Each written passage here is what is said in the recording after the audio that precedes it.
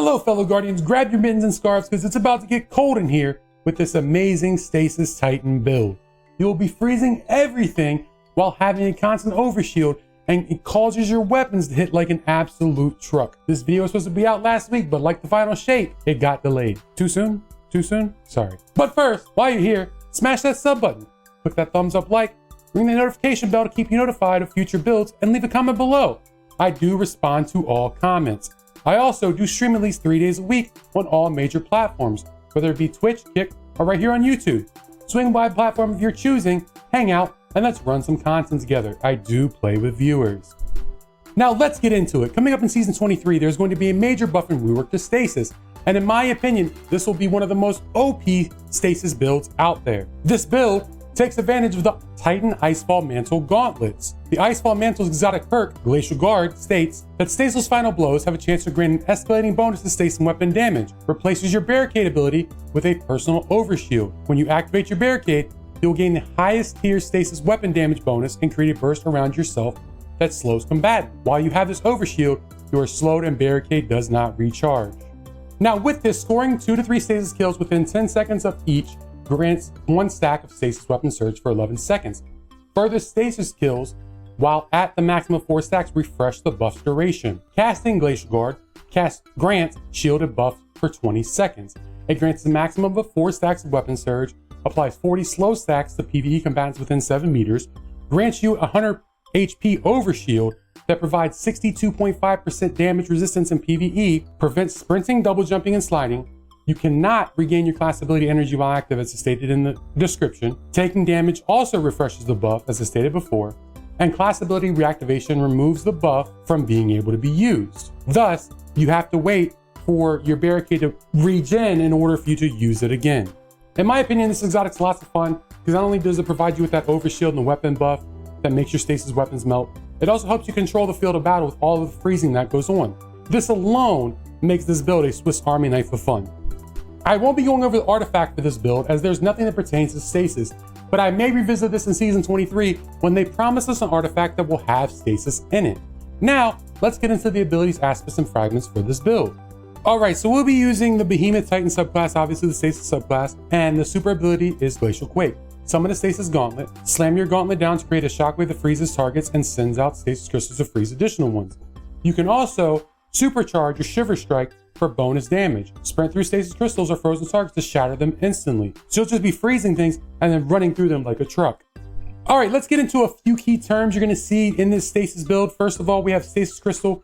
A crystal of solidified stasis matter upon creation freezes nearby combatants and slows nearby players. Crystals can be destroyed, dealing damage in an area. Freeze. The target is trapped in stasis matter and is unable to move. After taking additional damage while frozen, the target shatters. And then Shatter. When a frozen target is shattered, they take damage and deal damage to nearby targets. Shattered damage causes unstoppable champions to be stunned. So the cool thing is, you'll be able to slow enemies, you'll be able to freeze enemies, you'll be able to cause AoE effects with a freeze other enemies, and at the same time, it gives you another way to stop champions in in-game content with its ability to stop unstoppables intrinsically.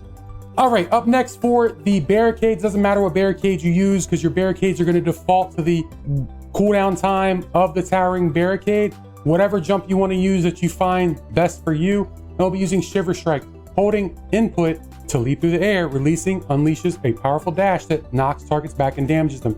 So charging your Shiver Strike, as we saw in the super, will cause you to destroy the crystals around you and damage those crystals when you run into them instantly. And lastly, our grenade, the Dust Field Grenade, a grenade that shatters on impact, leaves behind a field that slows targets and freezes those who do not leave the volume.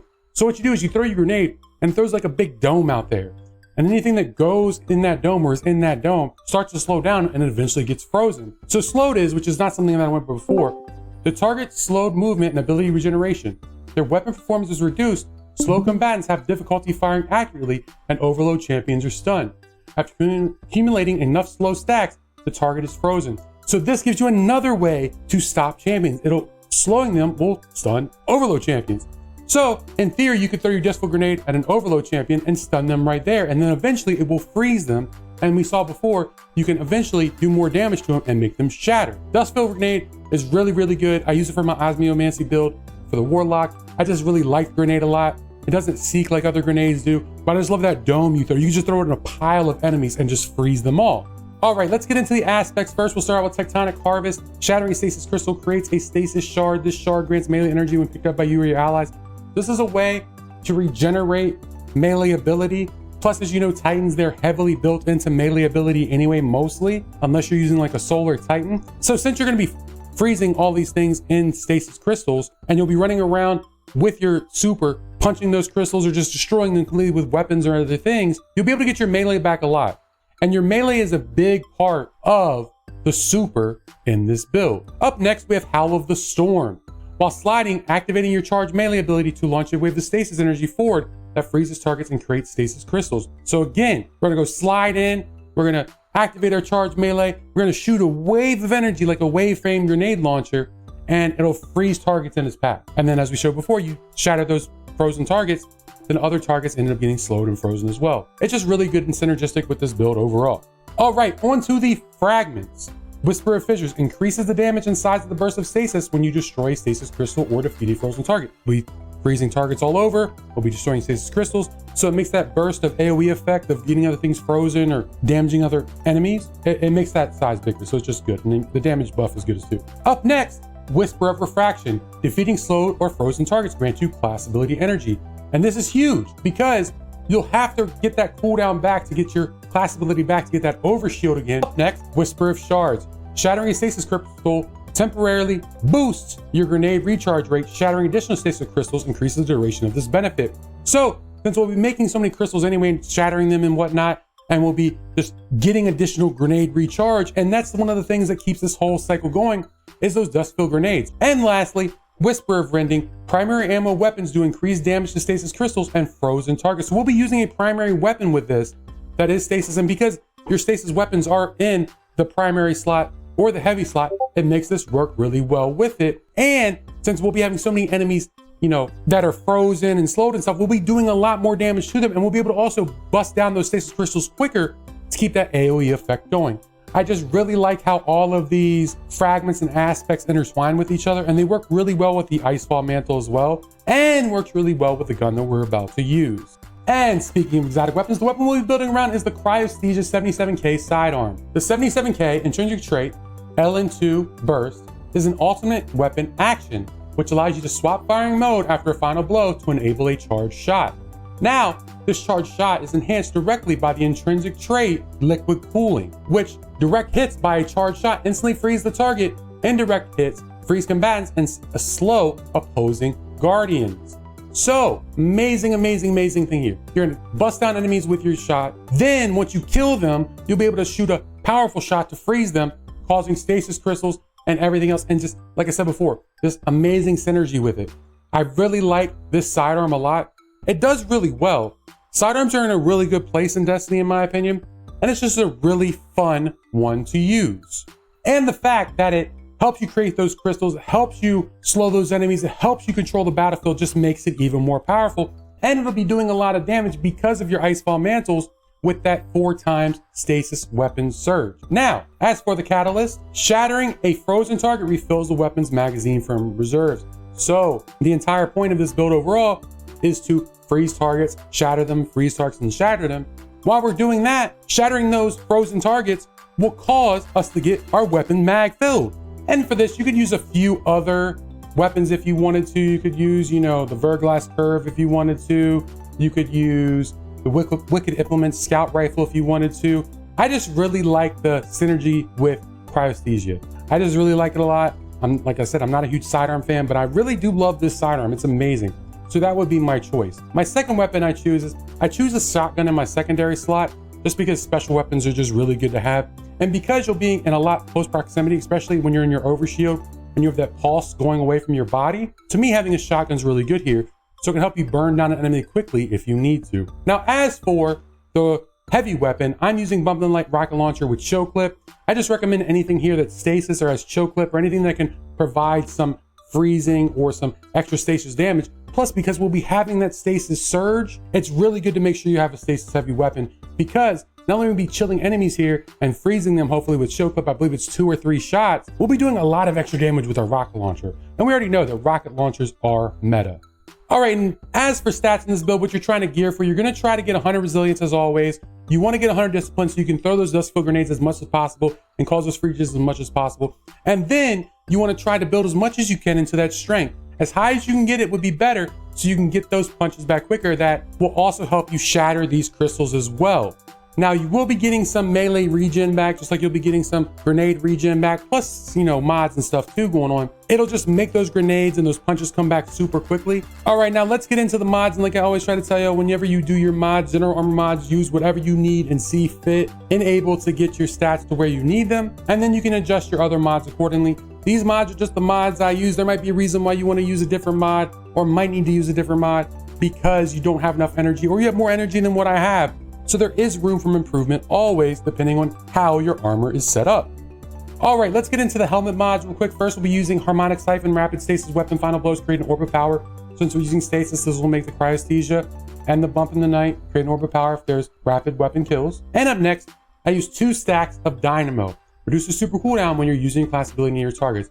We'll be using that class ability near your targets a lot because we're getting that overshield. We'll be in there punching and fighting and freezing and doing all that good stuff. So this will allow us to get our super back quicker. Now with this, you could do maybe like double hands on or something like that if you're punching a lot more than you are, you know, using your class ability. But one thing I will say is stay away from Ashes to Acids because Dust Field Grenade doesn't do very much damage and will not help you get super back. All right, on to the Gauntlet mods. First, we'll be using a Grenade Kickstart mod. When your grenade energy is fully expended, you gain grenade energy. Additionally, your armor charge is consumed and you gain additional grenade energy for each stack. So we'll be having a lot of armor charge. We won't be using it for different things like weapon surges and stuff because our weapon's already gonna have that surge. So basically we'll be able to keep those dust field grenades coming back and back and back more and more. And if we do have armor charge, we'll be able to get even more grenade energy back when we expel them. We'll be throwing our grenades a lot here because we're gonna be trying to freeze enemies. Then I'll be using Boltering Detonation. Grants class ability energy when you cause damage with a grenade. So even though your dust field grenade does not do very much damage, it does do damage. So when you throw that grenade out there, you'll be getting class energy back, which helps you get that overshield back, which you'll be doing the grenade kickstart and everything, and yada yada. And you know what I'm saying? You see what I'm doing? You see what I'm cooking here? See what I'm cooking? Up next, Impact Induction. Causing damage with a melee attack reduces your grenade cooldown. So when we're using one around punch and stuff, we'll get our grenade back as well. So it's a really good synergistic way to do it. Flip flop back and forth, use a little bit of both. You could sacrifice 1 or 2 of these and do double grenade kickstarts or however you want to do it. This is just the way I see best for me. All right, let's get into the chest armor here. And there's 2 ones that I highly recommend for the chest piece, but only one that I guarantee that you have to get, and that's Charged Up. Increases the maximum number of stacks of armor charge you can carry by 1. Armor charge is just great. The more stacks you have, the better. It does so many good things for you. In this case, it's going to get our grenade back quicker. So I highly recommend Charged Up. And then secondly, I really like to use melee damage resistance for this build, which reduces incoming damage from combatants that are at a point blank range, because you'll be mixing it up with your enemies right there in the thick of things. You'll be using your shotgun, you'll be using your sidearm, you'll be punching things, you'll be freezing things, you'll be in there like a little box, you're all up in there tight. So to me, since you'll be up close to a lot of things, that melee damage resistance is really big. But honestly, like with anything, you can use whatever you want to use here, especially depending on what kind of content you're playing and what kind of damage that you're taking on in that activity. All right, up next is the leg armor mods. First and foremost, stacks on stacks. Picking up an orb of power grants you 1 additional stack of armor charge, which you've shown before. We'll be using that armor charge for our grenade kickstart. But as you know, armor charge is used for all kinds of things, so it's always good to get that one possible. Up next, Insulation reduces class ability cooldown each time you pick an orb of power. So those orb of powers are also going to be giving us our class ability back, which is going to be giving us our weapon surge. It's also going to be giving us our overshield, which is absolutely clutch. And then lastly, Enervation reduces grenade cooldown each time you pick up an orb of power. So we're getting our grenade back quicker, not only from the grenade kickstart, not only from the orb of power, we're getting it back from the fragments we're using as well. So it's just an absolute monster. You'll have constant dust field grenades. You'll have constant overshield between the different fragments, mods, and different things we're doing in this build. It's just absolutely nuts. All right, and lastly, our Titan Mark mods. First, we're gonna go with Reaper. After using class ability, your next weapon final blow spawns an orb of power. So not only are we gonna be getting an orb of power from just killing rapidly, but we're gonna be using our class ability a lot, giving us that overshield and killing enemies. We're getting another orb of power as well, which will just keep all of our abilities coming back. We'll get our armor charge back up. It's just absolutely phenomenal. Up next, Powerful Attraction. Automatically collects nearby orbs of power when you activate your class ability. Since we'll be activating our class ability so much and having that overshield so much, doing this is constantly allow those orbs to come to us, allowing our abilities to constantly regen. And lastly, Bomber reduces your grenade cooldown when using your class ability. And any way that we're able to get our grenade back quicker is better. And as you've seen, we've been trying to get our grenades back super quick. You'll have, like I said, almost infinite grenades because of everything that we've done with this build. All right, everybody, that is it. That is the build. This build is absolutely phenomenal and tons of fun, and will only get better as they change Stasis and make it better starting next season. The dim link for this build is below. Leave a message. Tell me what you think of this build. If you tried it, what build you want to see next? Where did I go wrong? What should I have done differently? Make sure you hit that subscribe button, that thumbs up like, ring the notification bell to stay notified, and check me out live on all the platforms below. I hope to see you there. Until then, feel free to click on one of the videos on screen right now for more amazing builds and content. It's your boy ℚ𝕋𝔼𝕃𝕆𝕎 out. Peace.